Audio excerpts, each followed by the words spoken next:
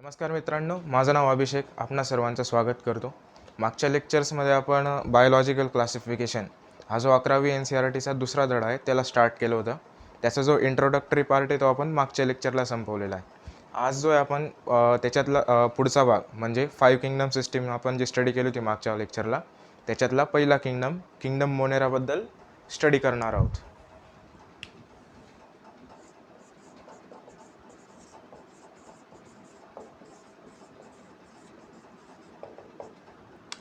Kingdom Monera जो आहे याच्यातले जे सोल मेंबर्स आहे ते बॅक्टेरिया आहे. म्हणजे हा जो किंगडम आहे हा फक्त आणि फक्त बॅक्टेरियांसाठी बनवलेला आहे. बॅक्टेरिया व्यतिरिक्त इतर कोणतेही इतर कोणतेही ऑर्गॅनिझम या किंगडममध्ये इन्क्लुडेड नाही. Bacteria are sole members of kingdom Monera. Bacteria are sole member. Sole member म्हणजे काय? फक्त आणि फक्त बॅक्टेरियाज प्रेझेंट आहे या किंगडममध्ये. बॅक्टेरिया व्यतिरिक्त इतर कोणताही ऑर्गॅनिझम नाही. त्याच्यानंतर हे जे बॅक्टेरिया आहे हे मोस्ट अबंडंट ऑर्गॅनिझम आहे, micro organism specifically. Bacteria are most abundant organism.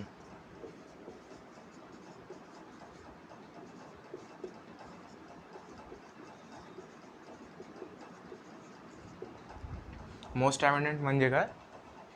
सगळ्यात जास्त आढळणारे म्हणजे कॉमनली आढळणारे पृथ्वी तलावर जी आपण बघितली तर बॅक्टेरियाची सगळ्यात जास्त पॉप्युलेशन आहे असं आपण कन्सिडर करू शकतो.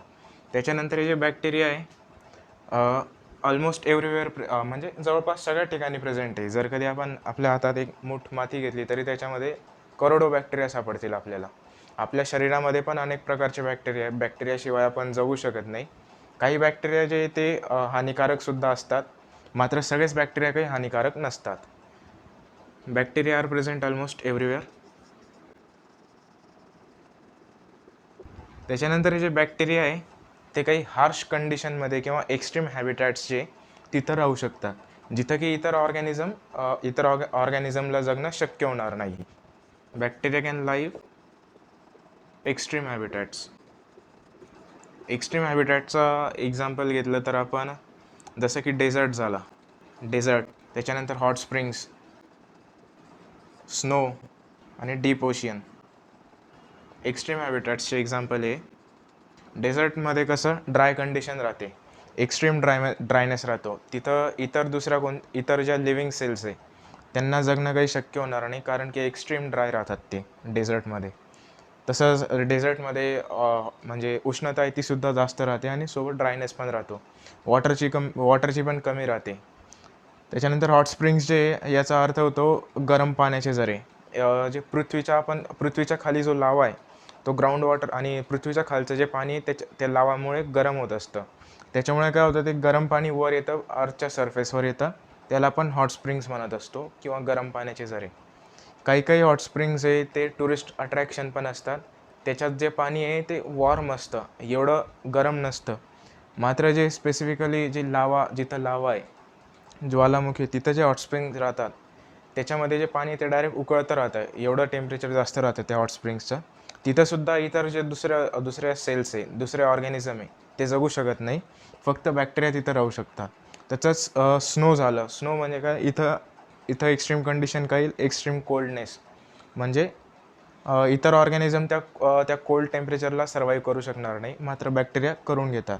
तसंच डीप ओशियनमध्ये प्रेशर जे आहे ते ॲटमॉस्फेरिक प्रेशरच्या कैक पटीने, म्हणजे आपण आता जे सरफेसवर राहतो आहे तिथं जे ॲटमॉस्फेरिक प्रेशर आहे त्याच्याहून शेकडो पटीने जास्त राहतं डीप ओशियनमध्ये.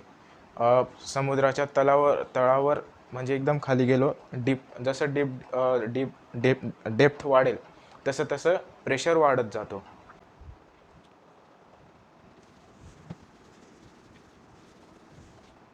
बॅक्टेरियाचे जे शेप आहे, बॅक्टेरियाच्या शेपवरून त्याचे 4 टाईप पडत असतात.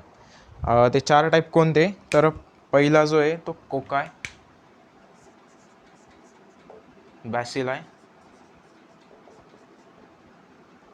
वायब्रियो किंवा वायब्रियम आणि स्पायरेलम. स्पेलिंग एक वेळेस चेक करून घ्या तुम्ही. ग्रुप राहिला तर आपण त्या म्हणजे बॅक्टेरियाचा जो ग्रुप राहिला त्यांना आपण कोकाय म्हणतो. जर कधी सिंगल बॅक्टेरियाला कन्सिडर केलं तर आपण कोकस म्हणत असतो. तसंच बॅसिलाय जो तो ग्रुपला म्हणतो आपण, बॅक्टेरियाचा जो ग्रुप आहे बॅसिलस म्हणजे रॉड शेप बॅक्टेरियाचा जो ग्रुप आहे त्यांना आपण बॅसिलाय म्हणतो. जर कधी सिंगल कन्सिडर केला तर आपण त्याला बॅसिलस म्हणत असतो. तसंच वायब्रिओ आणि स्पायरिला करू नये. हे काही NCERT मध्ये दिलेले नाही, त्याच्यामुळे तुम्ही काही लक्षात ठेवू नका. हे जे टाईप्स पडलेले बॅक्टेरियाचे हे शेपवरून पडलेले.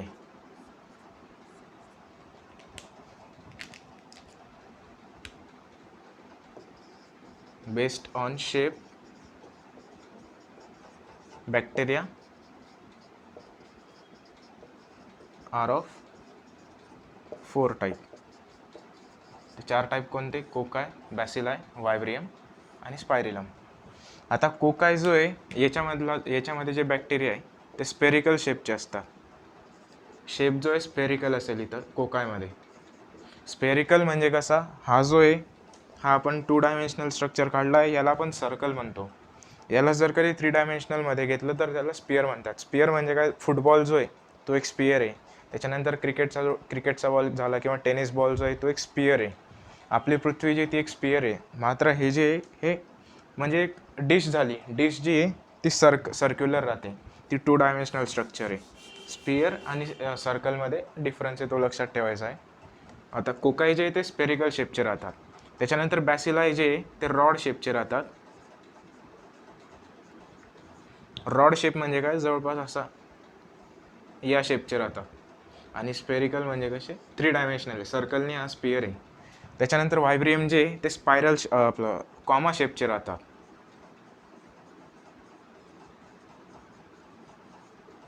कॉमाचा जो शेप राहतो त्या शेपमध्ये राहतात वायब्रियम जे बॅक्टेरिया आहे ते.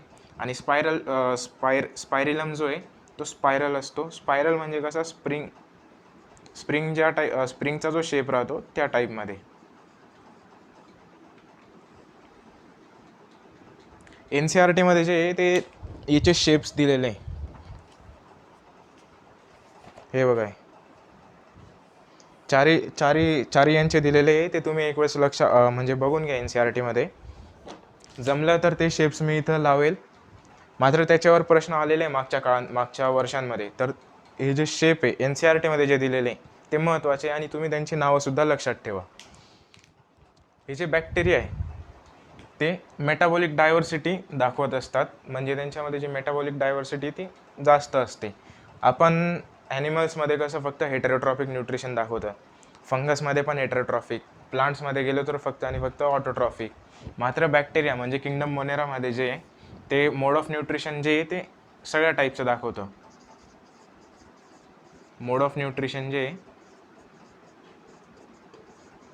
ते सगळ्या टाईपचं. आता ऑटोट्रॉफिकमध्ये घेतलं, ऑटोट्रॉफिक पण दाखवतं आणि हेटेरोट्रॉफिक पण दाखवतं. ऑटोट्रॉफिकमध्ये पण फोटोसिंथेटिक आणि केमोसिंथेटिक दोघं टाईपचे दाखवतील. फोटोसिंथेटिक आणि केमोसिंथेटिक.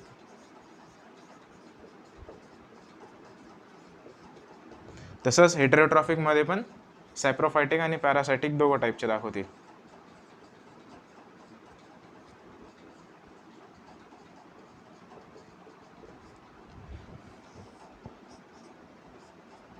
ऑटोट्रॉफिक म्हणजे काय, स्वतःचं अन्न स्वतः तयार करणारे. आणि हेटेरोट्रॉफिक म्हणजे काय, अन्नासाठी ते दुसऱ्या अण्णावर डिपेंड राहणारे. फोटोसिंथेटिक ऑटोट्रॉफिक म्हणजे काय, स्वतःचं अन्न स्वतः तयार करायसाठी ते सनलाईटचा वापर करतात. याच्यात फोटो जो आहे त्याचा अर्थ होतो सनलाईट. आणि केमोसिंथेटिक म्हणजे काय, त्यांचं ATP प्रोडक्शन करण्यासाठी ते जे केमिकल्स राहतात, काही केमिकल्स आहे त्यांचं ऑक्सिडेशन करताना जी एनर्जी रिलीज होते ते वापरतात ते ATP प्रोडक्शनसाठी. त्याला आपण केमोसिंथेटिक म्हणत असतो. फोटोसिंथेटिकचं बेस्ट एक्झाम्पल सांगितलं होतं मी, cyanobacteria, blue green algae. Cyanobacteria म्हणजेच ब्लू ग्रीन अल्गी. आणि केमोसिंथेटिकचं एक्झाम्पल येईल ते सल्फर बॅक्टेरिया. NCERT मध्ये गिवन नाही आहे. हे जे एक्झाम्पल सांगितले ते गिवन नाही, बाकीचं हे दिलेलं आहे. आणि हेटेरोट्रॉफिकमध्ये सॅप्रोफायटिक म्हणजे काय, डेड आणि डिकेइंग ऑर्गॅनिझमवर जगणारे. आणि पॅरासायटिक म्हणजे काय, डायरेक्ट दुसऱ्या ऑर्गॅनिझमवर डिपेंड असणारे. मोड ऑफ न्यूट्रिशनमध्ये एवढंच दिलेलं आहे. तसंच बॅक्टेरियाचं जे स्ट्रक्चर आहे ते सिम्पल स्ट्रक्चर आहे. Bacterial cell structure is simple, but they show complex behavior.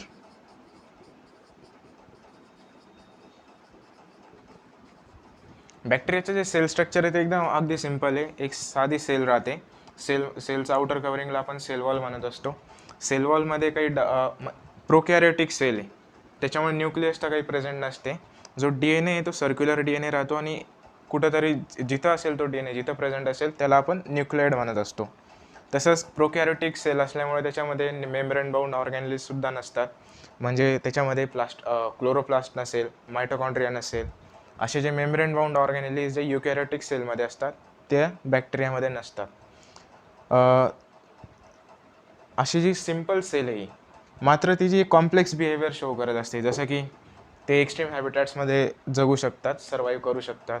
त्याच्यात जी मेटाबॉलिक डायव्हर्सिटी आहे ती म्हणजे जास्त मेटाबॉलिक डायव्हर्सिटी किंवा मेटाबॉलिक डायव्हर्सिटीला आपण मोड ऑफ न्यूट्रिशनसुद्धा कन्सिडर करू शकतो. Vast majority of metabolic diversity autotrophic आणि हेटेरोट्रॉपिक दोघं टाईप शो करतात.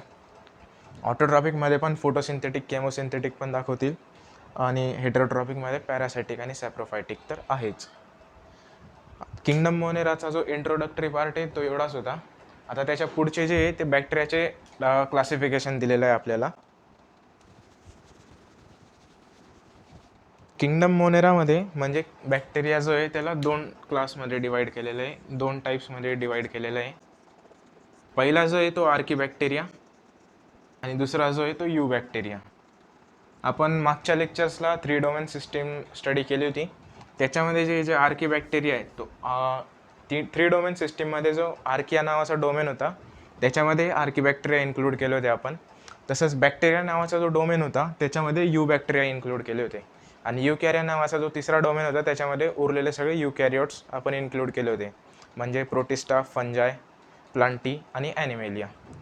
हे जे प्रोकॅरियोट्स आहे यू बॅक्टेरिया आणि आर्कीबॅक्टेरियाला आपण पहिले जे दोन डोमेन आर्किया आणि बॅक्टेरिया त्याच्यामध्ये इन्क्लूड केलं होतं. आर्कीबॅक्टेरियामध्ये हा जो आर्किया शब्द आहे किंवा आर्की हा जो शब्द आहे याचा अर्थ होतो एन्शियंट किंवा ओल्ड, म्हणजे पुरातन.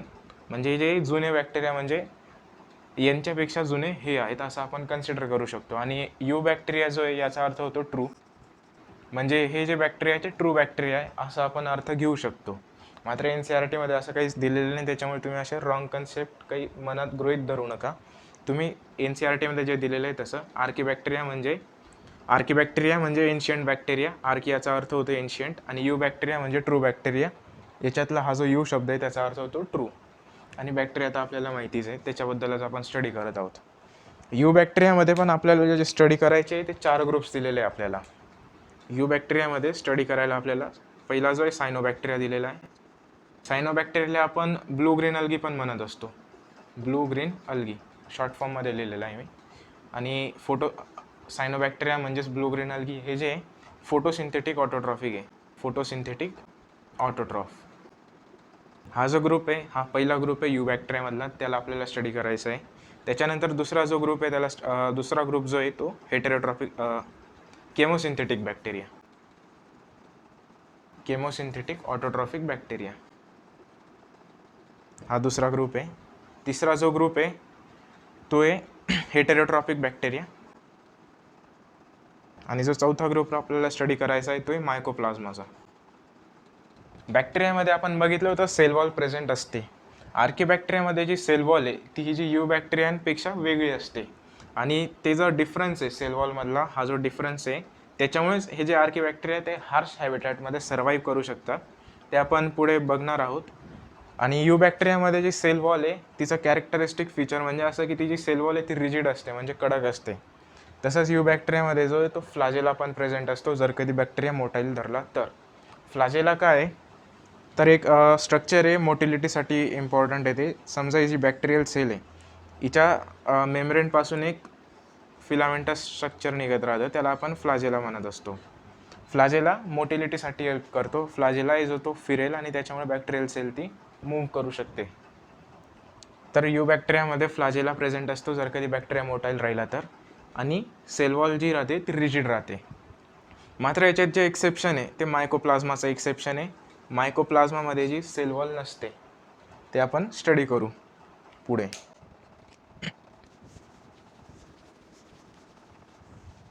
सगळ्यात आधी जो आपण स्टडी करणार आहोत तो आर्किबॅक्टेरिया. आर्किबॅक्टेरियामध्ये हा जो आर्की हा शब्द याचा अर्थ होतो एन्शियंट किंवा ओल्ड, सांगितलंच मी. तसंच हे जे बॅक्टेरिया आहे ते हार्श हॅबिटॅटमध्ये सर्वाईव्ह करू शकतात किंवा लाईव्ह इन एक्स्ट्रीम हॅबिटॅट किंवा हार्श हॅबिटॅट.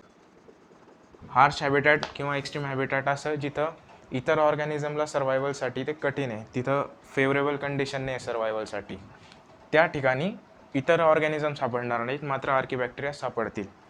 आता जे आर्किबॅक्टेरिया जे हार्श हॅबिटॅट आहे, जे एक्स्ट्रीम साल्टी एरियामध्ये राहतात, एक्स्ट्रीम साल्टी एरिया, या ठिकाणी जे आर्किबॅक्टेरिया राहतील त्यांना आपण काय म्हणत असतो, हॅलोफाइल्स म्हणत असतो.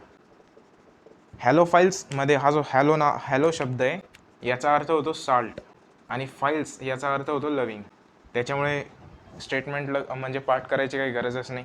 हॅलोफाइल्स म्हणजे काय, हॅलो म्हणजे साल्ट आणि फाइल्स म्हणजे लविंग.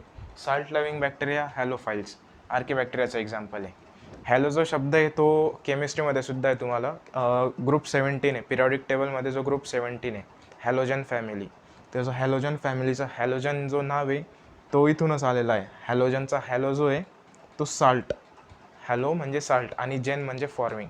हॅलोजनमध्ये जे फ्लोरीन, क्लोरीन, ब्रोमिन, आयोडीन हे जे एलिमेंट्स आहे ते साल्ट फॉर्मिंग नेचरचे आहे, त्याच्यामुळे आपण त्यांना हॅलोजन म्हणत असतो. हॅलोचा अर्थ होतो साल्ट आणि जेन म्हणजे फॉर्मिंग, त्याच्यामुळे त्याचे नाव आहे हॅलोजन फॅमिली पडलेलं आहे. त्याच्यातले जे मेंबर्स आहेत ते साल्ट तयार करत असतात. आपल्या विषयाचा भाग नव्हता पण एक जनरल ऑब्झर्वेशन म्हणून सांगून दिलं मी. त्याच्यानंतर जे आर्किबॅक्टेरिया एक्स्ट्रीम साल्टी एरियामध्ये राहतात त्यांना आपण हॅलोफाइल्स म्हणतो. जे आर्किबॅक्टेरिया हॉट स्प्रिंग्समध्ये राहत असतात त्यांना आपण म्हणत असतो थर्मो ॲसिडोफाइल्स. हॉट स्प्रिंग्समध्ये जे राहत असतात त्यांना आपण म्हणतो थर्मो ॲसिडोफाइल्स. याच्यामध्ये परत फाइल्सचा अर्थ होतो लविंग. थर्मो म्हणजे रिलेटेड टू टेम्परेचर किंवा हीट आणि ॲसिडो म्हणजे ॲसिडिक कंडिशन. जे हॉट स्प्रिंग्स आहे त्याच्यामध्ये टेम्परेचर जास्त असतं म्हणजे हीटशी रिलेटेड येते, टेम्परेचर जास्त असतं, हीट रिलीज होत असते. आणि हॉट स्प्रिंग्सचं जे पाणी आहे ते म्हणजे जमिनीच्या खालून येत असतं, त्याच्यामुळे त्याच्यात जे ते ॲसिडिक कंडिशन जे ते जास्त राहत असते, त्याच्यामुळे ॲसिडो. हीट आणि ॲसिड यांना लविंग म्हणजे ते तिथं राहणार आहे थर्मो ॲसिडोफाइल्स असा अर्थ होत असतो. आणि तिसरा टाईप दिलेला आहे तो आहे मिथॅनोजेन. मिथॅनोजेन कुठं राहतात तर जे रुमिनंट ॲनिमल्स आहे त्यांच्या गटमध्ये, present in gut of ruminant animal. Gut म्हणजे काय, इंटेस्टाईन, सिम्पली भाषेत अर्थ घेतला तर इंटेस्टाईन. आणि रुमिनंट ॲनिमल्स म्हणजे काय, जे रवंथ करणारे प्राणी आहे त्यांना आपण रुमिनंट ॲनिमल्स म्हणत असतो. एक्झाम्पल काय येईल, काऊ आहे, बफेलो आहे यांसारखे जे प्राणी आहे त्यांना आपण रुमिनंट ॲनिमल्स म्हणत असतो. रुमिनंट ॲनिमल्समध्ये काय राहतं, आता समजा गाईचं एक्झाम्पल घेतलं तर गाई जी गवत खाईल ती काही तिथंच पूर्ण बारीक करून खात नाही, ती गवत आधी म्हणजे फक्त खाऊन घेते. त्यांच्या पोटात जे आहे ते अनेक म्हणजे चेंबर्स, फक्त एक पोट नसतं, स्टमक जे आहे ते वन चेंबर नसतं, तर त्याच्यामध्ये अनेक चेंबर राहतात. जेव्हा ती गवत खाईल ते एका चेंबरमध्ये जाईल तेव्हा. त्याच्यानंतर जेव्हा गाईला टाईम भेटेल, जेव्हा निवांत बसेल ती, तेव्हा त्या चेंबरमधून परत तोंडात येतं ते तिने जे गिळलेलं आहे गाईमध्ये. परत आल्यावर ते त्यांना मॅस्टिकेट करतात म्हणजे त्यांना चावतात, एकदम बारीक करतात आणि जे ते दुसऱ्या चेंबरमध्ये गिळतात ते, आणि तिथं त्यांचं डायजेशन होत असतं. या टाईपचं जे म्हणजे प्रोसेस दाखवतात त्यांना आपण रुमिनंट ॲनिमल्स म्हणत असतो. आणि त्यांचं बेस्ट एक्झाम्पल जे इथं काऊ आणि बफेलो आपण दररोज बघत राहतो. मिथॅनोजेनचा शब्दशः अर्थ आहे मिथॅनोमधला जो मिथेन आहे याचा अर्थ होतो मिथेनच होतो. मिथेन म्हणजे काय, CH4 केमिस्ट्रीमधला आहे, मिथेन गॅस. आणि जेन म्हणजे काय, फॉर्मिंग. मिथेन फॉर्मिंग जे बॅक्टेरिया आहे त्यांना आपण मिथॅनोजेन म्हणत असतो. कुठं प्रेझेंट असतात? गट ऑफ रुमिनंट ॲनिमल्स. आता आपण शेतकऱ्यांना बघितलेलं आहे, गोबर गॅस किंवा बायोगॅस जे बनवत असतात त्याच्यामध्ये गाईचं शेण किंवा बफेलोचं शेण टाकत असतो आपण. ते जे शेण आहे ते का बरं टाकतो? तर यांच्या गटमध्ये हे मिथॅनोजेन प्रेझेंट असतात. गटमध्ये प्रेझेंट आहे म्हणजे अल्टिमेटली ते त्यांच्या शेणामध्ये येतीलच, एक्सक्रिटामध्ये येतीलच. आणि जे गोबर गॅसमध्ये आपल्याला मिथेन प्रोडक्शन करायचं आहे, मिथेन प्रोडक्शन जे आहे ते मिथॅनोजेन करत असतात. आता एका चेंबरमध्ये आपण जो कचरा पालापाचोळा टाकलेला आहे त्याच्यापासून मिथेन तयार करायसाठी आपण शेण टाकतो. शेण जे आहे ते अल्टिमेटली इनॉक्युलम म्हणजे मिथॅनोजेन हे जे बॅक्टेरिया आहे त्याचं इनॉक्युलम म्हणजे त्याचा सोर्स म्हणून आपण टाकत असतो, जेणेकरून तिथं बायोगॅस प्रोडक्शन होईल. तर आर्किबॅक्टेरियाचे जे हॅबिटॅट्स आहे, एक्स्ट्रीम हॅबिटॅट तेवढे 3 दिलेले आहे. Archaebacteria live in extreme habitat किंवा हार्श हॅबिटॅट. हार्श हॅबिटॅट कोणते? हॅलोफाईल्स. जिथं एक्स्ट्रीम साल्टी एरियाजमध्ये जे आर्किबॅक्टेरिया राहतात त्यांना हॅलोफाईल्स म्हणतो. जिथं हॉट स्प्रिंग्समध्ये जे आर्किबॅक्टेरिया राहतात त्यांना आपण थर्मोॲसिडोफाईल्स म्हणतो. आणि रुमिनंट ॲनिमल्सच्या गटमध्ये किंवा अजून एक मिथॅनोजेन अजून कुठं प्रेझेंट राहतात तर ते दलदलीचे जे क्षेत्र आहे किंवा मार्शी एरिया आहे, मार्शी एरिया म्हणजे दलदल, तिथं सुद्धा मिथॅनोजेन प्रेझेंट असतात. तिथं सुद्धा मिथेन प्रोडक्शन होत असतं आणि त्याच्यामुळे दलदलीच्या एरियामध्ये असा दुर्गंधी वास येत राहतो, तो मिथेन गॅसमुळे. तर एक्स्ट्रीम हॅबिटॅटचे एवढे एक्झाम्पल दिलेले. पुढचं जे आपण बघू ते हे जे हार्श हॅबिटॅटमध्ये का बरं सर्व्हाइव्ह करू शकतात ती एक स्टेटमेंट दिलेलं आहे NCERTमध्ये. आर्किबॅक्टेरिया जे आहे ते सेल वॉलच्या स्ट्रक्चरमध्ये कॅरेक्टरिस्टिक डिफरन्स दाखवतात. म्हणजे इतर बॅक्टेरिया आर्किबॅक्टेरिया विरुद्ध जे आर्किबॅक्टेरिया सोडून जेवढे पण बॅक्टेरिया आहे त्यांचं सेल वॉल स्ट्रक्चर डिफरंट आहे आणि आर्किबॅक्टेरियाचं सेल वॉल स्ट्रक्चर डिफरन्स आहे. आर्किबॅक्टेरियाचं जे सेल वॉल स्ट्रक्चर जे डिफरन्स सेल वॉल स्ट्रक्चर आहे तेच त्याच्या एक्स्ट्रीम हॅबिटॅटमध्ये जो सर्व्हाइव्ह करू शकतो आर्किबॅक्टेरिया ते रिस्पॉन्सिबल आहे ते डिफरन्स इन सेल वॉल स्ट्रक्चरमुळे. Archibacteria shows characteristic difference in cell wall from other bacteria, आणि this difference in cell wall is responsible for survival in extreme habitat. Cell wall काय राहते तुम्हाला माहिती ना. आता बॅक्टेरिया आता सेल घेतली तर सेलची जी आउटर कव्हरिंग आहे तिला आपण सेल वॉल म्हणत असतो. सेल वॉलचे जे डिटेल्स आहे ते आपण सेल स्ट्रक्चर या चॅप्टरमध्ये बघणार आहोत. प्रायमरी सेल वॉल काय राहते, सेकंडरी सेल वॉल काय राहते, मिडल लॅमेला काय राहतो, त्याच्यानंतर प्लाझ्मा मेम्ब्रेन काय राहते, प्लाझ्मा मेम्ब्रेन आणि सेल वॉलमध्ये जो डिफरन्स आहे तो काय आहे तो आपण सगळं स्टडी करू. मात्र इथं त्याची गरज नाही. इथं हे जे स्टेटमेंट आहे एवढे मोर दॅन सफिशियंट आहे तुम्हाला या चॅप्टरसाठी. त्याच्यानंतर आपण बघितलं मिथॅनोजेन जे आर्किबॅक्टेरियाचा जो थर्मो हॅलोफाईल्स बघितले होते, थर्मोॲसिडोफाईल्स बघितले होते आणि मिथॅनोजेन बघितले होते. मिथॅनोजेन जे ते रुमिनंट ॲनिमलच्या गटमध्ये बघितले होते आपण, रुमिनंट ॲनिमल्सच्या गटमध्ये प्रेझेंट असतात आणि त्याच्यामुळे आपण जे गाईचं किंवा म्हशीचं जे शेण आहे ते गोबर गॅस फॉर्मेशन किंवा बायोगॅस फॉर्मेशनसाठी वापरत असतो.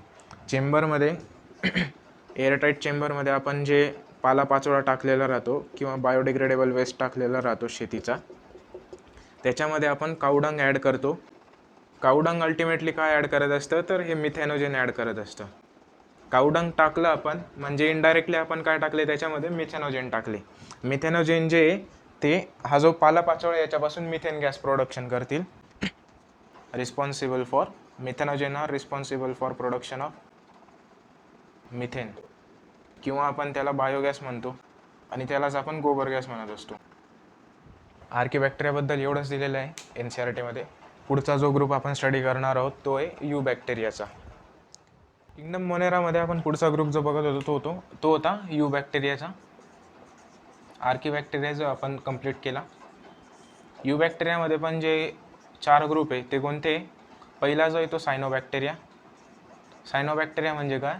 Photosynthetic autotrophic bacteria. दुसरा जो आहे तो केमोसिंथेटिक बॅक्टेरियाचा आहे आपल्याला ग्रुप स्टडी करायला, केमोसिंथेटिक बॅक्टेरिया. तिसरा जो ग्रुप आहे तो आहे हेटेरोट्रॉफिक बॅक्टेरिया. आणि जो चौथा ग्रुप आहे तो आहे मायकोप्लाझ्माचा. यू बॅक्टेरिया जे आहे ते यू बॅक्टेरियामध्ये यू बॅक्टेरियाची गोष्ट करतोय. यू बॅक्टेरिया हे जे कॅरेक्टराईज होतात ते कशामुळे, तर रिजिड सेल वॉल. त्यांच्यामध्ये जी सेल वॉल राहते ती रिजिड राहते. रिजिड म्हणजे काय, कडक किंवा स्ट्रॉंग म्हणू शकतो आपण. ती स्ट्रॉंग सेल वॉल हे जे कॅरेक्टरिस्टिक फीचर आहे यू बॅक्टेरियाचं. तसंच फ्लाजेला हे जे स्ट्रक्चर आहे ते पण कॅरेक्टरिस्टिक फीचर आहे यू बॅक्टेरियाचं. पण फ्लाजेला केव्हा प्रेझेंट राहतो, जेव्हा बॅक्टेरियल स्पेसिस आहे ती मोटाईल असली तरच फ्लॅजेला प्रेझेंट राहतो, अदरवाईज फ्लॅजेला नसेल त्यांना. नॉन मोटाईल बॅक्टेरियामध्ये फ्लॅजेला नसेल, भले तो यू बॅक्टेरिया असला तरी. त्याच्यानंतर rigid cell wall characteristic feature आहे, याला एक एक्सेप्शन आहे, ते म्हणजे मायकोप्लाझ्मा. मायकोप्लाझ्मामध्ये जे ते सेल वॉल ॲबसेंट असते, कम्प्लिटली लॅक सेल वॉल आहे मायकोप्लाझ्मा. त्याला आपण स्टडी करू पुढे.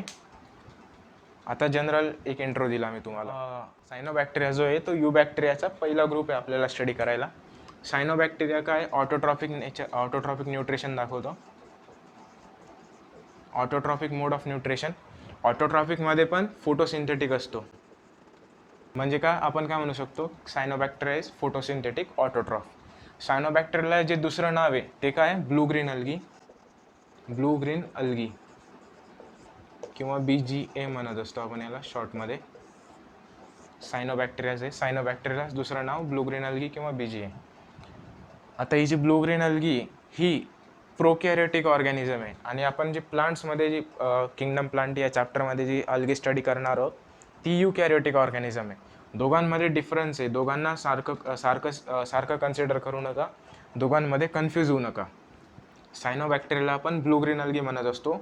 ब्लू ग्रीन अल्गी एक बॅक्टेरिया आहे, आणि तिथली जी प्लांटच्या ग्रुपमधली जी अल्गी आहे ती एक प्लांट आहे, म्हणजे आपण प्लांटचा ग्रुप येतोय. लक्षात ठेवा, हा जो पॉईंट आहे महत्त्वाचा आहे, कन्फ्यूज होतात मुलं इथं. सायनोबॅक्टेरिया फोटोसिंथेटिक आणि ऑटोट्रॉफिक आहे, फोटोसिंथेटिक ऑटोट्रॉफ आहे. त्याच्यामध्ये फोटोसिंथेसिससाठी जे रिस्पॉन्सिबल राहतात ते क्लोरोफिल नावाचा पिगमेंट आहे, क्लोरोफिल ए.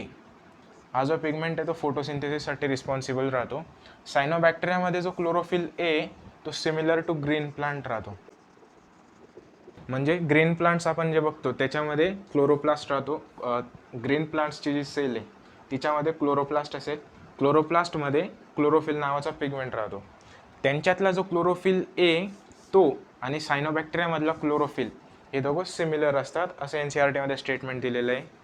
त्याच्यानंतर सायनोबॅक्टेरिया जे आहे ते युनिसेल्युलर असतात, म्हणजे एक पेशीय, किंवा ते कोलोनियल राहू शकतात, कॉलोनीज फॉर्म करून राहतात, किंवा ते फिलामेंटस पण असू शकतात.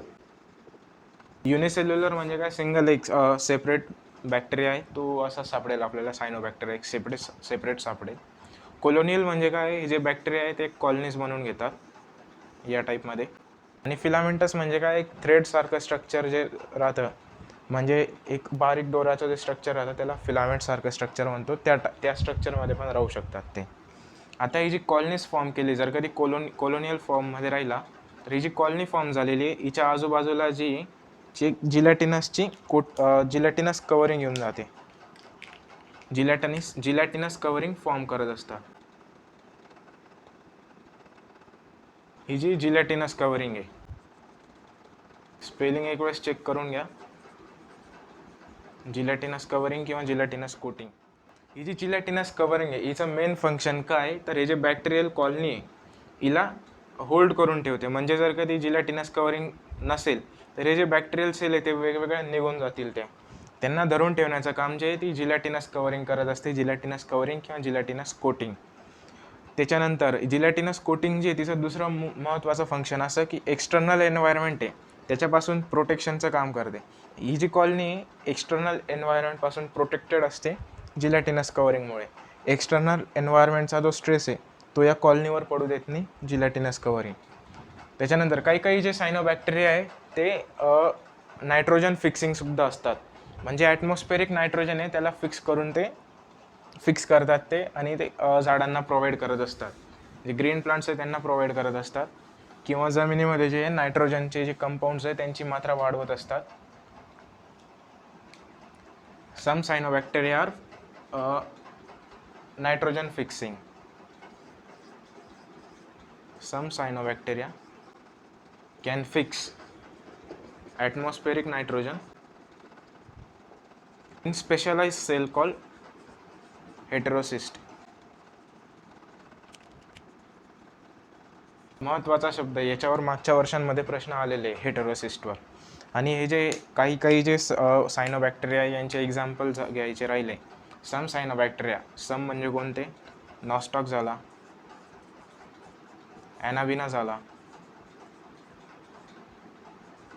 असे अजून एक्झाम्पल्स आहे. मात्र NCERT मध्ये या धड्यामध्ये एवढेच दिलेले. इतर जे एक्झाम्पल आहे ते नायट्रोजन फिक्सेशन आपण प्लांट न्यूट्रिशन शिकू तेव्हा तिथं येतील ते. तर नॉस्टॉक झाला, ॲनाबिना झाला, हे जे ॲटमॉस्फेरिक नायट्रोजन फिक्सिंग सायनोबॅक्टेरिया आहे. नायट्रोजन फिक्सेशन कुठं होत असतं? तर हेटेरोसिस्ट नावाची जी सेल असते, स्पेशलाइज सेल आहे, तिथं होत असतं. आता नॉस्टॉकचं एक कॉलनी काढतो मी. ही जी नॉस्टॉकची कॉलनी झाली, NCERT मध्ये नॉस्टॉकची डायग्राम दिलेली आहे, ती महत्त्वाची, तुम्ही एक वेळेस ती बघून घ्या. नॉस्टॉकच्या कॉलनीच्या अवतीभोवती ही जी म्युसिलाजिनस शीट आहे किंवा जिलॅटिनस कोटिंग म्हणू शकतो आपण. ही जी जिलॅटिनस कोटिंग आहे किंवा म्युसिलाजिनस शीट. नॉस्टॉकची एक स्पेशलाइज सेल अशी होऊन जाते. ही नॉस्टॉकची कॉलनी, नॉस्टॉकची कॉलनी त्याच्यामध्ये एखादी सेल अशी होऊन जाते, ती स्पेशलाइज्ड होऊन जाते, स्पेशलाइज्ड फॉर नायट्रोजन फिक्सेशन. अशी जी स्पेशलाइज सेल आहे नायट्रोजन फिक्सेशनसाठी, तिला आपण काय म्हणत असतो? हेटेरोसिस्ट. हेटेरोसिस्ट ही जी आहे specialise cell for nitrogen fixation आहे.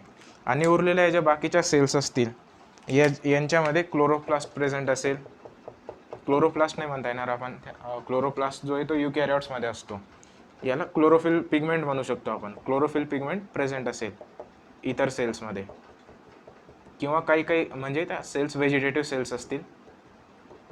आणि काही सेल्समध्ये जे फूड स्टोरेज होत असतं, एवढ्या डिटेलमध्ये आपल्याला जायची गरज नाही. जिथं ज्या सेल्समध्ये फूड स्टोरेज होतं त्यांना कायनेट्स म्हणत असतो.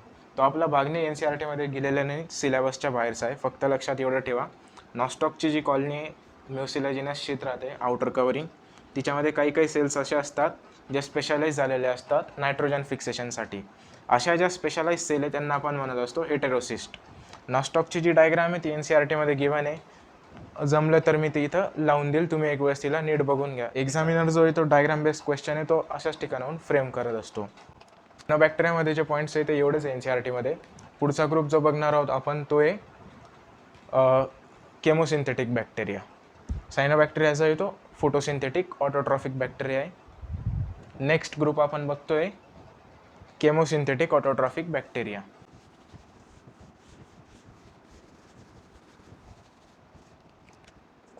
केमोसिंथेटिक ऑटोट्रॉफिक बॅक्टेरिया किंवा सिम्पली केमोसिंथेटिक बॅक्टेरिया. केमोसिंथेटिक बॅक्टेरियामध्ये काय होतं, हे जे या ग्रुपमधले जे बॅक्टेरिया आहे ते काय करतात, इनऑर्गॅनिक केमिकल्स जे असतील, एक्झाम्पल नायट्रेट झालं, नायट्राईट झालं किंवा अमोनिया झालं, असे जे इनऑर्गॅनिक केमिकल्स आहे त्यांचं ऑक्सिडेशन करतात. ऑक्सिडेशन करताना एनर्जी रिलीज होत असते. ती जी एनर्जी रिलीज होते ते हे बॅक्टेरिया त्यांच्या स्वतःच्या ATP फॉर्मेशनसाठी वापरतात. ATP काय आहे? एक एनर्जी करन्सी आहे लिव्हिंग सेलमधले. आता जसं ग्लुकोज झालं तर लिव्हिंग सेल काही ग्लुकोज जशाच्या तसा वापरणार नाही. ग्लुकोज अल्टिमेटली ग्लुकोजचं ब्रेकडाऊन होतं ग्लायकोलिसिस, क्रेब्स सायकल वगैरे वगैरे करून, आणि शेवटी अल्टिमेटली ते ATP मध्ये कन्वर्ट होतो. आणि तो जो ATP आहे तो आपण वापरत असतो आपल्या डेली एनर्जी नीड्सला भागवण्यासाठी. तसंच केमोसिंथेटिक बॅक्टेरियामध्ये काय uses energy released while oxidizing inorganic chemicals form ATP. म्हणजे काय, केमोसिंथेटिक बॅक्टेरिया जे आहे ते इनऑर्गॅनिक केमिकल्सचं ऑक्सिडेशन करतात. ऑक्सिडेशन करताना जी एनर्जी रिलीज झाली ती वापरतात त्यांच्या ATP फॉर्मेशनसाठी. आणि ATP जो तयार झाला तो त्यांच्या डेली एनर्जी रिक्वायरमेंटला महत्त्वाचा ठरतो, म्हणजे उपयोगी पडत असतो. आता हे जे इनऑर्गॅनिक केमिकल्सचे एक्झाम्पल दिलेले NCERT मध्ये ते नायट्रेट, नायट्राईट आणि अमोनिया. नायट्रेट, नायट्राईट आणि अमोनिया.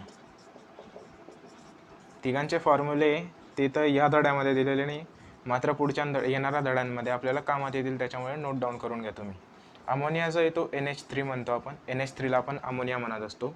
नायट्रेट जो आहे तो NO3, आणि वर जो चार्ज आहे तो एक सिंगल निगेटिव्ह चार्ज राहिला का त्याला आपण नायट्रेट म्हणतो. तसंच डबल निगेटिव्ह चार्ज राहिला तर त्याला आपण नायट्राईट म्हणत असतो. NO3-2 असा पण 2 मायनस चार्ज पण लावू शकता, किंवा NO3- सिम्पली असं पण लिहू शकतो आपण -2. -2चा अर्थ होतो 2 निगेटिव्ह चार्ज आहे. NO3 तर कॉन्स्टंट आहे सगळ्या ठिकाणी, नायट्रेटमध्ये पण आणि नायट्राईटमध्ये पण.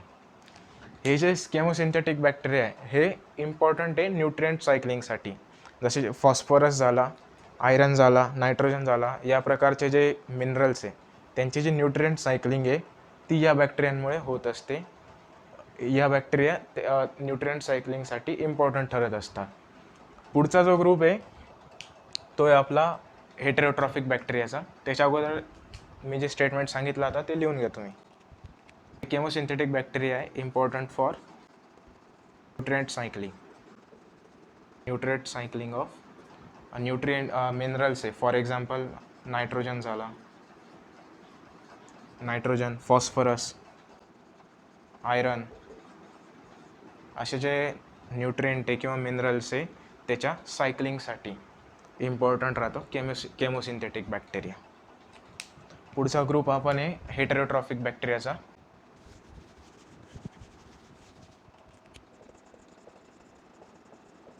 हेटेरोट्रॉफिक बॅक्टेरिया म्हणजे काय, ते स्वतःच्यांना स्वतः तयार करू शकत नाही, ते फोटोसिंथेसिससुद्धा करू शकत नाही, तसंच केमोसिंथेसिससुद्धा करू शकत नाही.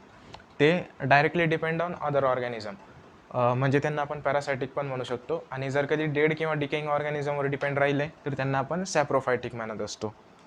तर हेटेरोट्रॉफिक बॅक्टेरिया जे आहे ते पॅरासायटिक किंवा सॅप्रोफायटिक मोड ऑफ न्यूट्रिशन दाखवत असतात. तसंच हेटेरोट्रॉफिक बॅक्टेरिया जे आहे ते मोस्ट ॲबंडंट आहे, मोस्ट ॲबंडंट इन नेचर. बॅक्टेरिया हा जो ग्रुप आहे किंवा किंगडम मोनेरा हा जो ग्रुप आहे तो स्वतः एक मोस्ट ॲबंडंट ऑर्गॅनिझम आहे. आता त्या किंगडम मोनेरामध्ये सुद्धा म्हणजे बॅक्टेरियाच्या ग्रुपमध्ये सुद्धा हेटेरोट्रॉफिक बॅक्टेरिया आहे ते सगळ्यात जास्त सापडतील आपल्याला. तसंच हे जे बॅक्टेरिया आहे ते आपल्याला काही काही ठिकाणी महत्त्वाचे ठरतात, जसं की प्रोडक्शन ऑफ अँटीबायोटिक्स. दुसरा जो आहे तो आपण दुधापासून जे दही बनवतो तिथंसुद्धा हेटेरोट्रॉफिक बॅक्टेरिया महत्त्वाचे असतात. Production of curd from milk, इथं हे हेटेरोट्रॉफिक बॅक्टेरिया कामात येतात. इथं जो स्पेसिफिक म्हणजे दुधापासून दही तयार करण्यासाठी जो बॅक्टेरिया आहे त्याला आपण लॅक्टोबॅसिलस म्हणत असतो. ते येणाऱ्या धड्यांमध्ये आपण स्टडी करणार आहोत, या धड्यामध्ये नाव दिलेलं नाही, त्याच्यामुळे तुम्ही पण काही फक्त एवढंच लक्षात ठेवा, तेवढं लक्षात ठेवू नका लॅक्टोबॅसिलस आहे ना. तसंच nitrogen fixation in leguminous plant, nitrogen fixation in legumes. Legume म्हणजे काय, ज्या वनस्पतींना शेंगा येतात, असे जे वनस्पती शेंगा येणाऱ्या त्यांना आपण लेग्युम्स म्हणत असतो. जसं शेंगदाणा जो आहे तो सुद्धा एक लेग्युम्स आहे, कारण की शेंग येते शेंगदाण्याची. आता नायट्रोजन फिक्सेशन हे जे लेग्युम्समध्ये ते कसं रूट नोड्यूल फॉर्मेशन होतं. सगळ्यात आधी नायट्रोजन फिक्सेशन करणारा ऑर्गॅनिझम कोणतं लेग्युम्समध्ये, रायझोबियम नावाचा जो बॅक्टेरिया आहे हा एक हेटेरोट्रॉफिक बॅक्टेरिया आहे. तो नायट्रोजन फिक्सेशन करतो लेग्युम्समध्ये. रायझोबियम जो आहे तो रूट नोड्यूल फॉर्मेशन करतो. हे जे लेग्युमिनस प्लांट आहे यांच्या रूटमध्ये नोड्यूल फॉर्मेशन होतं. नोड्यूल म्हणजे काय, एक गाठ. लेग्युमिनस प्लांटच्या मुळांमध्ये गाठ तयार होते. ती गाठ कोण तयार करतं, रायझोबियम नावाचा जो हेटेरोट्रॉफिक बॅक्टेरिया आहे तो गाठ तयार करत असतो, आणि त्या गाठींमध्ये नायट्रोजन फिक्सेशन होत असतं. अनएरोबिक कंडिशन जी आहे ती महत्त्वाची असते, तसंच लेग हिमोग्लोबिनचा महत्त्वाचा रोल असतो. तसंच इतर अजून महत्त्वाचे पॉईंट आहे ते आपण प्लांट न्यूट्रिशन हा जो धडा आहे तो शिकू, तिथं आपण बघणार आहोत त्याचे डिटेल्स. रायझोबियम जो आहे सिम्बायोटिक आहे, सिम्बायोटिक रिलेशनशिप दाखवतो. हे जे लेग्युमिनस प्लांट्सचे रूट आहे ते रूट आणि हा रायझोबियम सिम्बायोटिक रिलेशनशिप असतं, म्हणजे दोघांना फायदा होत असतो. रायझोबियम जो आहे तो झाडाला नायट्रोजन फिक्सेशन करून देत असतो. नायट्रोजन जो आहे तो एक महत्त्वाचा न्यूट्रिएंट आहे. तसंच हे जे झाडं आहे ते त्याला एनर्जी प्रोव्हाइड करत असतात सर्वायवलसाठी. हे जे 3 पॉईंट आहे हे NCERTमध्ये दिलेले महत्त्वाचे, म्हणजे हेटेरोट्रॉफिक बॅक्टेरिया कुठं महत्त्वाचे ते. त्याच्यानंतर काही काही हेटेरोट्रॉफिक बॅक्टेरिया आहेत ते आपल्यासाठी हानिकारक असतात.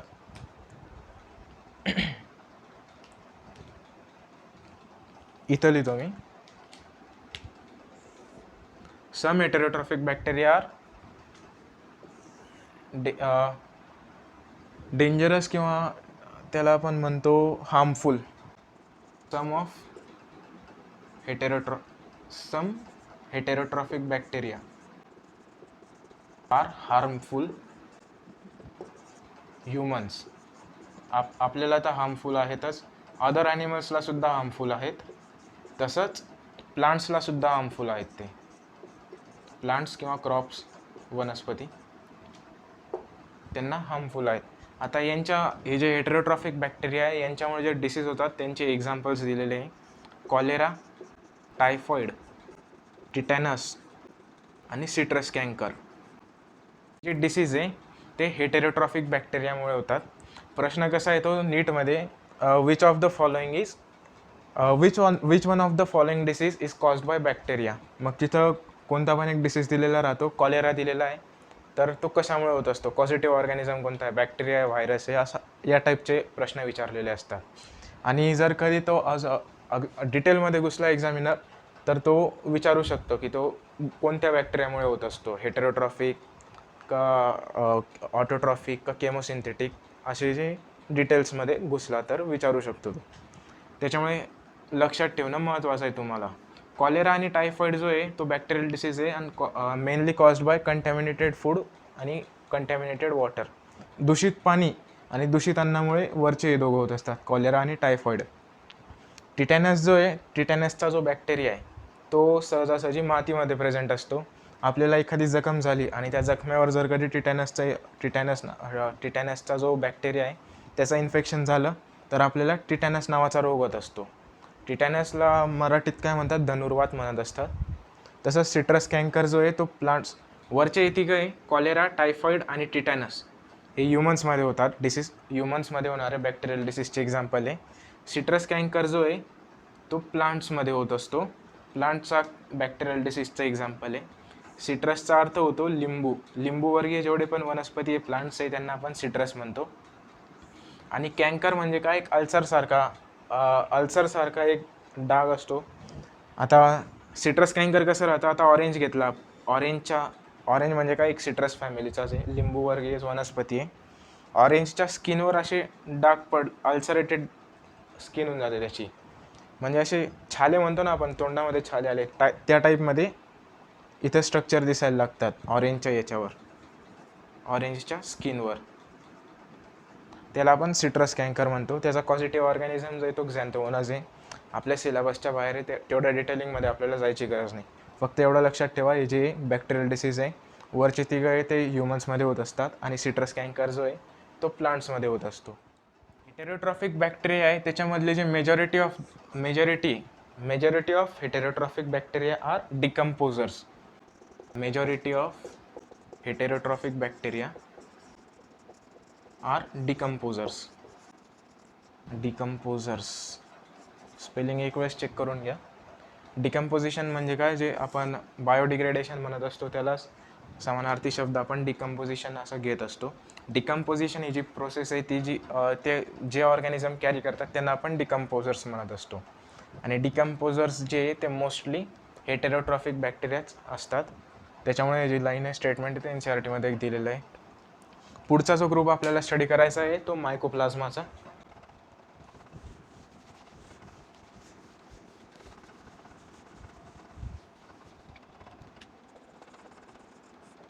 मायकोप्लाझ्मा काय, आपण यू बॅक्टेरियाने येणार, यू बॅक्टेरियाचा जो चौथा टाईप होता तो मायकोप्लाझ्माचा होता. यू बॅक्टेरियामध्ये आपण पहिले 3 कोणते बघितले, सायनोबॅक्टेरिया म्हणजे सायनोबॅक्टेरिया ब्लू ग्रीन अल्गी, सायनोबॅक्टेरियालाच आपण ब्लू ग्रीन अल्गी म्हणतो. आणि ते जे फोटोसिंथेटिक ऑटोट्रॉप्स होते. त्याच्यानंतर दुसरा ग्रुप आपण केमोसिंथेटिकचा बघितला, तिसरा ग्रुप बघितला हेटेरोट्रॉफिकचा, आणि चौथा जो आहे तो मायकोप्लाझ्माचा आहे. मायकोप्लाझ्मामध्ये महत्त्वाची गोष्ट अशी की हे कम्प्लिटली लॅक सेल वॉल, त्यांच्यामध्ये सेल वॉल प्रेझेंट नसते, कम्प्लिटली लॅक सेल वॉल. जे यू बॅक्टेरिया आहे त्यांच्यामध्ये कॅरेक्टरिस्टिक फीचर्स आपण बघितलं होतं. यू बॅक्टेरियामध्ये रिजिड सेल वॉल ही जी एक कॅरेक्टरिस्टिक फीचर आहे, म्हणजे प्रत्येक यू बॅक्टेरियामध्ये रिजिड सेल वॉल असते. मात्र त्याला एक्सेप्शन कोणतं आहे? मायकोप्लाझ्मा. कारण की मायकोप्लाझ्मा हा एक यू बॅक्टेरिया आहे, मात्र त्याच्यामध्ये सेल वॉल नसते, सेल वॉल जी आहे ती ॲबसेंट असते. तसंच मायकोप्लाझ्मा जो आहे तो स्मॉलेस्ट लिव्हिंग सेल नोन आहे, स्मॉलेस्ट नोन लिव्हिंग सेल. आतापर्यंत आपण जेवढ्या पण सेल शोधलेलं आहे, लिव्हिंग सेल्स आहे स्पेसिफिकली, ज्या काही लिव्हिंग सेल्स आहेत त्याच्यातल्या जो सगळ्यात लहान जी सेल आपल्याला आजपर्यंत सापडलेली आहे ती म्हणजे मायकोप्लाझ्मा. मायकोप्लाझ्माची जी साईज दिलेली आहे ती 0.3 मायक्रोमीटर असते. हा जो डाटा आहे तो सेल स्ट्रक्चरमध्ये दिलेला आहे, तिथून उचललेला आहे मी. मायकोप्लाझ्मा जे they can survive without oxygen, म्हणजे त्यांना ऑक्सिजनची गरज नसते, ते ऑक्सिजन शिवाय सुद्धा सर्वाईव्ह करू शकतात. मायकोप्लाझ्मा कॅन सर्वाईव्ह विदाऊट ऑक्सिजन, म्हणजे ते अनएरोब असतात. एरोब म्हणजे काय? एरोबिक हा जो शब्द आहे याचा अर्थ होतो डिपेंड ऑन ऑक्सिजन किंवा survive in presence of oxygen. Aerobic जे बॅक्टेरिया आहे त्यांना ऑक्सिजन लागत असतो, आणि अनएरोबिक हा जो शब्द याचा अर्थ होतो विदाऊट ऑक्सिजन. अनएरोबिक बॅक्टेरिया जे असतील त्यांना ऑक्सिजन लागणार नाही, ऑक्सिजन लागणार नाही. असे ज्यांना ऑक्सिजन लागत नाही त्यांना आपण अनएरोबिक बॅक्टेरिया म्हणतो, ज्यांना ऑक्सिजन लागतो त्यांना एरोबिक म्हणतो आपण. मायकोप्लाझ्मा जो आहे तो अनएरोबिकमध्ये येईल, कारण की सर्वाईव्ह विदाऊट ऑक्सिजन. तसंच मायकोप्लाझ्मा जे काही ते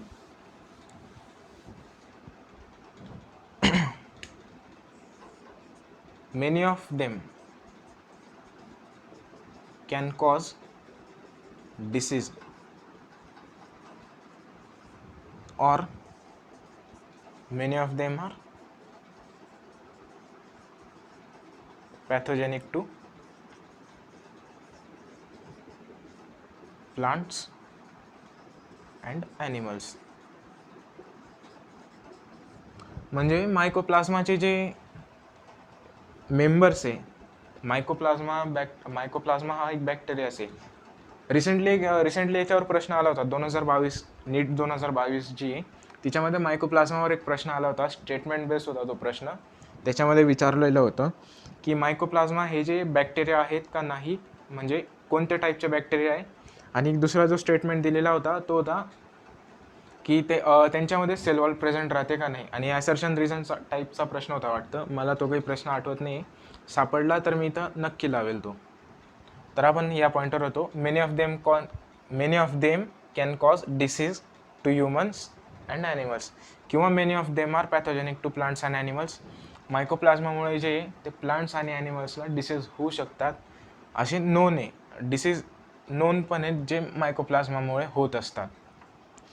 याच्यानंतर जो टॉपिक दिलेला आहे तो बॅक्टेरियल रिप्रोडक्शनचा टॉपिक दिलेला आहे आपल्याला, शॉर्टमध्ये दिलेला आहे एकदम. बॅक्टेरिया जे आहे ते मेनली रिप्रोड्यूस असेक्शुअली. असेक्शुअलमध्ये पण फिजन नावाचा टॉपिक, फिजन नावाची जी प्रोसिजर आहे त्याच्याने ते रिप्रोड्यूस होत असतात. फिजन जो आहे तो एक असेक्शुअल रिप्रोडक्शनचा टाईप आहे. फिजनमध्ये काय होत असतं, समजा ही जी बॅक्टेरियल सेल आहे हिच्यामध्ये जे जेनेटिक मटेरियल असेल सगळ्यात आधी ते डुप्लिकेट होईल. ते दोघी म्हणजे डुप्लिकेट झालं तर मेनी कॉपीज जनरेट होतील. त्याच्यानंतर ही जी सेल वॉल आहे किंवा आउटर कवरिंग आहे तिच्यामध्ये एक फिशर निर्माण होते. फिशर म्हणजे काय, एक फटसारखा निर्माण होतो. हे जे पुढे पुढे होत जाईल आणि शेवटी एका सेलचे 2 सेल तयार होऊन जातील. ही जी प्रोसेस झालेला आपण फिजन म्हणत असतो. सगळ्यात आधी जेनेटिक मटेरियल आणि ऑर्गॅनिलीज जे आहे ते डुप्लिकेट होतील, त्या दोघं सेलला भेटतील. फिजनमध्ये एवढंच आहे. त्याच्यानंतर फिजनची जी डायग्राम आहे ती दिलेली आहे NCERTमध्ये. ही जी डायग्राम आहे ही फिजनची आहे, ही फिगर 2.3 डिवायडिंग बॅक्टेरियम. हिच्यामध्ये जे हिच्यामधले जे नावं दिलेले लेबलिंग केलेली ती महत्त्वाची तुम्ही लक्षात ठेवून घ्या. सेल वॉलची, सेल मेम्ब्रेनची आणि DNA कुठं कुठं आहे ते एक वेळेस लक्ष देऊन बघून घ्या तुम्ही. त्याच्यानंतर काही बॅक्टेरिया जे ते शो करतात sort of sexual reproduction. Some bacteria reproduce through some sort of sexual reproduction. म्हणजे एक्झॅक्टली जे सेक्शुअल रिप्रोडक्शन आहे जसं जसं होणार नाही, मात्र सेक्शुअल रिप्रोडक्शन सारखी प्रोसेस आपण म्हणू शकतो. याच्यामध्ये काय होतं, हे जे बॅक्टेरिया आहे, 2 बॅक्टेरिया जे त्यांच्यामध्ये जेनेटिक मटेरियलचं देवाणघेवाण होते, म्हणजे ट्रान्सफर होत असतो. तो ट्रान्सफर कसा होत असतो, हे एकतर हे दोघं बॅक्टेरिया आहे ते ब्रिज बनवतील, किंवा मग हे जे बॅक्टेरिया आहे ते दोघं असे जोडले जातील आणि त्यांच्यामध्ये जे जेनेटिक मटेरियल आहे ते ट्रान्सफर होऊन जाईल. त्यांना आपण म्हणतो some sort of sexual reproduction. आणि हे कसं होत असतं, याचं मेकॅनिझम काय, बाय ट्रान्सफरिंग जेनेटिक मटेरियल. NCERTमध्ये जी लाईन आहे ती जशीच्या तशी जे स्टेटमेंट आहे ते असं आहे, bacteria reproduce mainly by fission, आपण बघितलंच. त्याच्यानंतर they also reproduce by sort of sexual reproduction by adopting primitive type of DNA transfer from one bacterium to another. हे जे केलं आहे याला ही जी प्रोसेस केली आपण DNA ट्रान्सफरची किंवा जेनेटिक ट्रान्सफरची, तिला काय म्हणतात, primitive type of DNA transfer. Some bacteria reproduce through sort of sexual reproduction. ते सेक्शुअल म्हणजे त्याची जो मेकॅनिझम आहे ते कसं, by transferring by primitive type of DNA transfer. जे ते थोडं वेगळ्या शब्दांमध्ये होतं.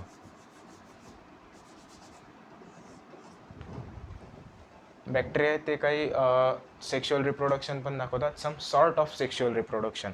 डायरेक्ट सेक्शुअल रिप्रोडक्शन नाही म्हणता येणार. ते त्याचं मेकॅनिझम काय, primitive type of DNA transfer. Primitive type of DNA transfer म्हणजे काय, हे जे बॅक्टेरियल सेल आहे यांच्यामध्ये जे जेनेटिक मटेरियल ट्रान्सफर होईल ते एक तर ब्रिजिंगने होईल, किंवा हे जे बॅक्टेरियल सेल आहे ते अचानक एकमेकांना जोडून जातील आणि जेनेटिक मटेरियल जे आहे ते ट्रान्सफर करतील. त्याच्यानंतर नेक्स्ट जो पॉईंट आहे NCERTमध्ये तो हा आहे, म्हणजे under unfavourable condition bacteria form spores. Unfavourable condition म्हणजे काय, अशी कंडिशन जिथं सर्वाईव्ह होणं कठीण जातं. 2 कंडिशन्स राहतात, एक फेवरेबल आणि अनफेवरेबल. फेवरेबल म्हणजे काय, जिथं ऑर्गॅनिझम सर्वाईव्ह करू शकतो, सर्वाईव्ह करणं इझी असतं, अशा कंडिशनला आपण फेवरेबल कंडिशन म्हणत असतो. आणि अनफेवरेबल कंडिशन कोणत्या, जिथं ऑर्गॅनिझमला सर्वाईव्ह करणं कठीण जातं किंवा ऑर्गॅनिझम सर्वाईव्ह करू शकत नाही, अशा कंडिशनला आपण अनफेवरेबल कंडिशन म्हणत असतो. तर अशा ज्या जिथं सर्वाईव्ह करणं कठीण आहे अशा कंडिशन आल्या की बॅक्टेरिया काय करतो, स्पोर्स फॉर्म करतो. स्पोर्स जे आहेत एक स्पेशलाइज टाईपचे सेल्स म्हणू शकतो आपण त्यांना. ते अनफेवरेबल कंडिशनला एस्केप करण्यासाठी वापरतात. जशाच अनफेवरेबल कंडिशन संपल्या तसेच हे जे स्पोर्स आहे हे परत बॅक्टेरियामध्ये कन्वर्ट होतील जर्मिनेशन थ्रू. ती जी प्रोसेस आहे ती आपण येणाऱ्या चॅप्टर्समध्ये बघणार आहोत. तर किंगडम मोनेरामध्ये जो आहे तो एवढेच टॉपिक इन्क्लूड केलेले होते. याच्यावर मी काही प्रश्न काढलेले ते आपण सोडवू आता. तर पहिला प्रश्न आहे तुम्हाला इथं दिसत असेल, which of the following are likely to be present in deep sea water. तर आपण बघितलं होतं आर्किबॅक्टेरिया जो आहे तो डीप सी वॉटरमध्ये प्रेझेंट असतो. आर्किबॅक्टेरिया म्हणजे ऑप्शन सी जो आहे तो करेक्ट येईल. आर्किबॅक्टेरिया डीप सीमध्ये प्रेझेंट असतो, एक्स्ट्रीम कंडिशनमध्ये प्रेझेंट असतो. ब्लू ग्रीन अल्गी म्हणजे काय, सायनोबॅक्टेरिया आहे, तो यू बॅक्टेरिया, त्याच्यामुळे तो काही एक्स्ट्रीम कंडिशनमध्ये राहणार नाही. सॅप्रोफायटिक फंगसचा तर प्रश्नच येत नाही. यू बॅक्टेरिया पण काही नसतो हार्श कंडिशनमध्ये. हार्श कंडिशनमध्ये प्रेझेंट राहतात ते आर्किबॅक्टेरिया. डीप ओशियनमध्ये हार्श कंडिशन राहते तिथं प्रेझेंट राहतो आर्किबॅक्टेरिया. ऑप्शन सी जो आहे तो करेक्ट येईल. पुढचा प्रश्न आहे, which one of the following is cyanobacteria. आपण बघितलं होतं ॲनाबिना आणि नॉस्टॉक हे जे सायनोबॅक्टेरियाचे एक्झाम्पल आहे. दोघं जे नायट्रोजन फिक्सिंग बॅक्टेरिया होते. इथं जे ऑप्शन दिलेले ते ऑप्शन ए करेक्ट येईल, नॉस्टॉक. दुसरा जो ऑप्शन आहे कारा, ऑप्शन ए जो आहे तो करेक्ट ऑप्शन आहे, या प्रश्नाचं करेक्ट उत्तर आहे ऑप्शन बी मध्ये काय कारा दिलेलं आहे. कारा म्हणजे काय, एक ब्लू ग्रीन अल्गी. त्याच्याविषयी आपण डिटेल्स बघणार आहोत प्लांट किंगडम या चॅप्टरमध्ये. प्लांट किंगडममध्ये जे ग्रुप्स आहे, अल्गी नावाचा ग्रुप्स आहे प्लांट्सचा, त्याच्यामध्ये जो ब्लू अल्गी, ब्लूनी ग्रीन अल्गी म्हणजे तिला म्हणतो आपण क्लोरोफायसी, तिचं एक्झाम्पल जो आहे ते कारा राहतं. त्याच्यानंतर इकोलाई जो आहे तो बॅक्टेरिया आहे. सायनोबॅक्टेरिया जो आहे तो नॉस्टॉक आणि ॲनाबिना आपण एक्झाम्पल बघितले होते. Cell wall is absent in. पुढचा प्रश्न आहे cell wall is absent in. तर ऑप्शन ए जो आहे तो करेक्ट येणार आहे. याचा पण ऑप्शन एच करेक्ट येणार आहे. अमिबा जो आहे तो प्रोटिस्टामध्ये येतो. तसा तर बघायला गेलो तर हा जो प्रश्न आहे तो इंट्रोडक्टरी पार्टचा प्रश्न आहे, मात्र तो इथं घेतला गेला आहे. अमिबा हा प्रोटिस्टा एक. प्रोटिस्टामध्ये काही प्रोटिस्टामध्ये सेलवॉल असते, काही नसते. अमिबा हा जो प्रोटिस्टा आहे याच्यामध्ये सेलवॉल असते. त्याच्यानंतर इकोलाई जो आहे ऑप्शन बी मध्ये इकोलाई. इकोलाई एक बॅक्टेरिया आहे. बॅक्टेरियामध्ये सेलवॉल ऑलवेज प्रेझेंट. ऑप्शन या प्रश्नाचं उत्तर जे आहे ते ऑप्शन ए. मात्र अमिबामध्ये सेलवॉल नसते. ऑप्शन बी म्हणजे इकोलाई. इकोलायमध्ये सेलवॉल असते. ऑप्शन सी म्हणजे यीस्ट. यीस्ट काय, एक युनिसेल्युलर फंगसचं एक्झाम्पल आहे, तिच्यामध्ये सुद्धा सेलवॉल असते. डी जो आहे तो कारा. कारा म्हणजे काय, एक ग्रीन अल्गी आहे. ग्रीन अल्गी म्हणजे क्लोरोफायसी. डिटेल्स आपण किंगडम प्लांटीमध्ये बघणार आहोत. त्याच्यामध्ये सुद्धा सेलवॉल प्रेझेंट असते. ऑप्शन ए म्हणजे अमिबामध्ये सेलवॉल नसते, म्हणून या प्रश्नाचं उत्तर जे येईल ते ऑप्शन ए येणार आहे. त्याच्यानंतर पुढचा प्रश्न आहे, which of the following statement regarding cyanobacteria is incorrect. पहिला जो ऑप्शन आहे it is also called blue green algae, बरोबर आहे. दुसरा जो ऑप्शन आहे दे आर केमोसिंथेटिक ऑटोट्रॉफ, चुकीचा ऑप्शन आहे. कारण की सायनोबॅक्टेरिया जो आहे तो फोटोसिंथेटिक ऑटोट्रॉफ होता. इथं त्यांनी केमोसिंथेटिक करून टाकलेलं आहे. त्याच्यामुळे जे करेक्ट ऑप्शन येणार आहे या प्रश्नाचं जे उत्तर येईल ते ऑप्शन बी येणार आहे. ऑप्शन ए जो आहे it is also called blue green algae, बरोबर आहे, स्टेटमेंट बरोबर आहे. ऑप्शन बी मध्ये जे स्टेटमेंट दिलेलं आहे केमोसिंथेटिक ऑटोट्रॉफ ते चुकीचं स्टेटमेंट आहे. त्याच्यानंतर तिसरा ऑप्शन आहे it forms blooms in polluted water bodies, बरोबर आहे. सायनोबॅक्टेरिया जे आहे ते पोल्युटेड वॉटर बॉडीजमध्ये ब्लूम्स तयार करतात. हा जो टॉपिक आहे तो मी सांगायचा विसरलो सायनोबॅक्टेरियामध्ये, तो आता सांगेल मी. हा प्रश्न करून घ्या आधी. त्याच्यानंतर युनिसेल्युलर आहे, कोलोनियल आहे आणि फिलामेंटस आहे. तसंच मरीन आणि टेरेस्ट्रियलसुद्धा आहे, स्टेटमेंट बरोबर आहे. त्याच्यामुळे हा जो प्रश्न आहे याचं उत्तर जे येईल ते ऑप्शन बी येणार आहे, कारण की प्रश्नामध्ये इनकरेक्ट विचारलेलं आहे. हां, तर मी ब्लूम्सचं सांगत होतो. सायनोबॅक्टेरियामध्ये एक पॉईंट राहून गेला आहे आपला, तो म्हणजे सायनोबॅक्टेरिया. आपण बॅक्टेरियाचे जे टाईप्स बघितले, बॅक्टेरियामध्ये आपण सायनोबॅक्टेरिया बघितले होते. सायनोबॅक्टेरियाला आपण ब्लू ग्रीन अल्गी म्हणतो. त्याच्यानंतर केमोसिंथेटिक बघितले होते. त्याच्यानंतर आपण हेटेरोट्रॉफिक बघितले होते आणि शेवटी मायकोप्लाझ्मा बघितले होते आपण. ब्लू ग्रीन अल्गी म्हणजे सायनोबॅक्टेरिया. याच्यामध्ये आपण जवळपास सगळे पॉईंट स्टडी केले NCERT जे सेम डिटो पॉईंट मी घेतले होते. मात्र एक पॉईंट तो राहून गेला, तो म्हणजे सायनोबॅक्टेरिया जे ते पोल्युटेड वॉटर बॉडीजमध्ये ब्लूम्स तयार करत असतात. Cyanobacteria forms blooms in polluted water bodies. Blooms म्हणजे काय, आता अचानक ग्रोथ होऊन जाणं आणि तिथं असं स्कमसारखं बनवून टाकणं, त्याला आपण ब्लूम्स म्हणतो, गुच्छ त्या टाईपमध्ये. आता एखादी पोल्युटेड वॉटर बॉडी आहे, पोल्युटेड वॉटर बॉडीमध्ये जे सिवेज जास्त होऊन जातं, तसंच इतर जे न्यूट्रिएंट आहे ते सुद्धा वाढून जातात पोल्युशनच्या कारणामुळे. आता न्यूट्रिएंट वाढले तर यांच्यासाठी फेवरेबल कंडिशन होऊन जाते ते सायनोबॅक्टेरियासाठी. सायनोबॅक्टेरिया जे आहे ते तिथले जे न्यूट्रिएंट आहे ते वापरत असतात. जसं की फॉस्फरस झालं, नायट्रोजन झालं, या टाईपचे जे पोल्युटंट आहे ते वाढून जातात पोल्युटेड वॉटरमध्ये. ते न्यूट्रिएंट यांना फेवरेबल आहे. हे फोटोसिंथेसिस करतात, एक्सटेन्सिव्ह फोटोसिंथेसिस करतात, एक्सटेन्सिव्ह ग्रोथ करतात. त्याच्यामुळे ब्लूम्स तयार होते पोल्युटेड वॉटरमध्ये, पोल्युटेड वॉटर बॉडीज. हा जो पॉईंट आहे हा सुटला होता, तुम्ही नोट करून घ्या. सायनोबॅक्टेरिया तो जो आपण मागे टॉपिक टाकला होता तिथं आपण नोट डाऊन करून घ्या. पुढचा जो प्रश्न आहे तो आहे citrus canker is caused bye. तर सांगितलं होतं मी तुम्हाला तो टॉपिक जेव्हा शिकवत होतो तेव्हा सांगितलं होतं की प्रश्न कशा प्रकारचे येतात. सिट्रस कॅन्कर हा जो आहे बॅक्टेरियल डिसीज आहे. सिट्रस म्हणजे लिंबूवर्गीय वनस्पतींमध्ये होत असतो. त्याच्यामुळे ऑप्शन जे येईल ते ऑप्शन सी करेक्ट येईल, बॅक्टेरियल डिसीज. ऑप्शन ए जो आहे व्हायरस आहे, व्हायरसमुळे होत नसतो. बी म्हणजे फंगस, फंगल डिसीज पण नाही येतो. सी म्हणजे बॅक्टेरिया, बरोबर आहे, बॅक्टेरियल डिसीज आहे सिट्रस कॅन्कर. आणि डी म्हणजे नन ऑफ दिस चुकीचं ऑप्शन आहे. तर इथं जे आपण किंगडम मोनेरा हा जो बायोलॉजिकल क्लासिफिकेशन 11वी NCERTचा दुसरा धडा, त्याच्यातला इंट्रोडक्शनच्या नंतरचा टॉपिक किंगडम मोनेरा फिनिश केला आहे. या लेक्चरचे नोट्स आणि जे आपण हे जे प्रश्न घेतले याच्या PDF लिंक्स डिस्क्रिप्शनमध्ये, व्हिडिओच्या डिस्क्रिप्शनमध्ये टाकलेल्या आहेत, तिथून तुम्ही ते डाउनलोड करू शकता. तर आज आपण इथंच थांबू, बाकीचं आपण पुढच्या लेक्चरला बघू. धन्यवाद.